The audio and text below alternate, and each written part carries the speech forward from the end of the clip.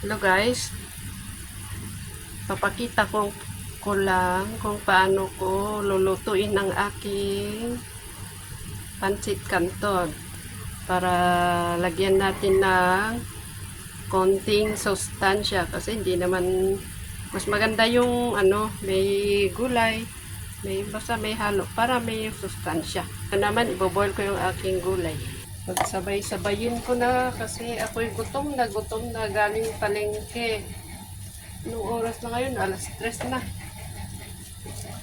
Tanghali pa lang to. Pananghalian pa lang. Boil ko dyan yung fishball hanggang sa maluto. Kain muna ako ng saging dahil ako'y gutom na talaga. Tikman mo itong chili mansi. Chili mansi. Mga kaya to. Naluto na po ang ating gulay. So, hanguin natin.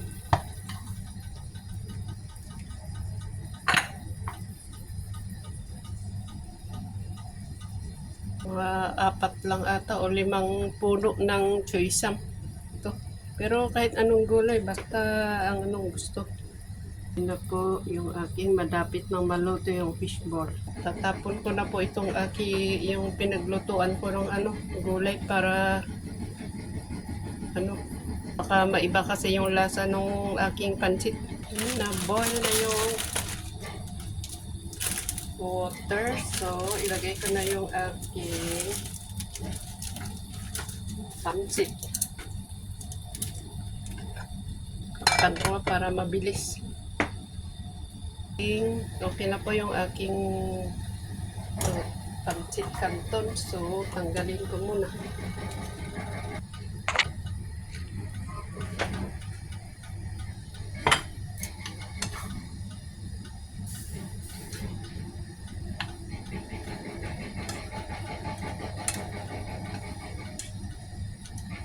Tinanggal ko yung sabaw nito dahil ayoko yung nandun yung starchy. So, lagay ko na yung aking seasoning. Nilagyan ko ng konting tubig. Huwag ko ilagay lahat yung may natira pa. Seasoning dahil maalat.